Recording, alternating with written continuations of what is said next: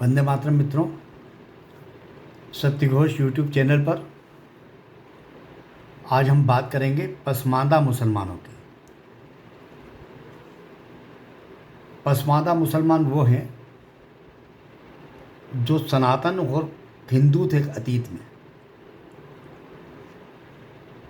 और फारसी में पसमानदा उसको कहते हैं जो बहुत पिछड़ा हो, गरीब हो। ऐसे मुसलमानों में 15% मुसलमान उच्च वर्ग से गए हुए हैं और 85% पसमानदा मुसलमान जो हैं वो या तो पिछड़ा वर्ग से गए हैं या कुछ दलित वर्ग से गए हैं। जब नरेंद्र मोदी और संघ परिवार ने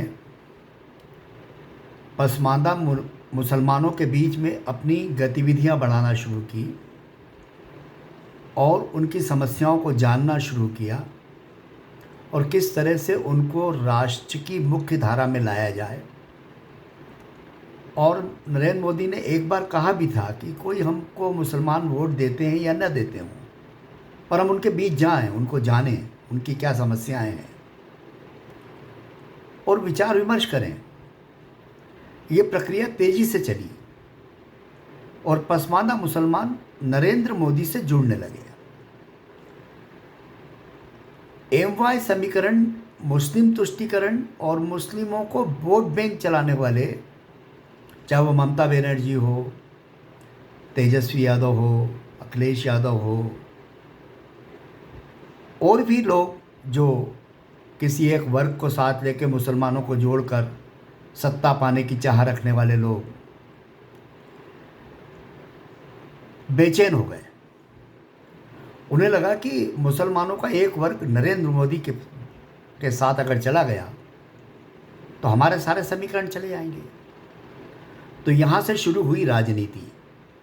नरेंद्र मोदी पसमानदा मुसलमानों को विकास की पटरी पर ला रहे थे, उनको आरक्षण की और तुष्टीकरण की पटरी पर ले गए प्रतिपक्ष के लोग, जाति जनगणना के नाम पर, आरक्षण देने के नाम पर। और जो राहुल गांधी, जिसकी पार्टी कांग्रेस कभी जाति गणना के पक्ष में नहीं थी, वो बढ़ चढ़कर नारा लगाने लगे। तो एक तरफ मुसलमानों के लिए विकास की राजनीति करने वाला प्रधानमंत्री और दूसरी तरफ प्रतिपक्ष जो पिछड़े के नाम पर, दलितों के नाम पर जो आरक्षण है, उस आरक्षण में से एक हिस्सा मुसलमानों को देने कुछ राज्यों में कोशिश की, दे भी दिया, और उसको राष्ट्रीय स्तर पर देने के नाम पर जिस राजनीति की शुरुआत की, उसकी काट क्या। पसमानदा मुसलमानों के बीच में संघ परिवार और नरेंद्र मोदी और भाजपा के जो प्रयास चल रहे थे, दूसरे चरण में पता चला कि मौलानाओं ने और तुष्टीकरण की राजनीति करने वाले राजनीतिक दलों ने उन गरीब, असहाय, दरिद्र पसमानदा मुसलमानों को इतना डरा दिया कि वे नरेंद्र मोदी की तरफ आने के बजाय दूर जाने लगे। और जब यह बात भारतीय जनता पार्टी तक या नरेंद्र मोदी तक पहुंची, तो फिर उनकी मजबूरी हो गई आरक्षण पर सही तथ्य सामने लाना, और उस तथ्यों को सामने लाने में मुसलमानों का नाम लेना जरूरी हो गया। तो अब आपको समझ आएगा कि नरेंद्र मोदी हिंदू मुसलमान क्यों कर रहे हैं। जो दूरियां संघ परिवार ने, नरेंद्र मोदी ने या मोदी सरकार ने पसमानदा मुसलमानों के विकास के लिए कम की थी, संवाद के जरिए, संपर्क के जरिए, सम्मेलनों के जरिए, उस दूरी को फिर बढ़ा दिया।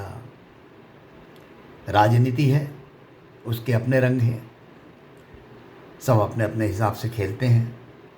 इस विषय पर आज इतना ही। अगले एपिसोड में सत्यघोष यूट्यूब चैनल पर हम और किसी विषय पर बात करेंगे। आप सब्सक्राइब कीजिए, लाइक कीजिए, शेयर कीजिए, सहयोग कीजिए और मित्रों को भेजिए। धन्यवाद।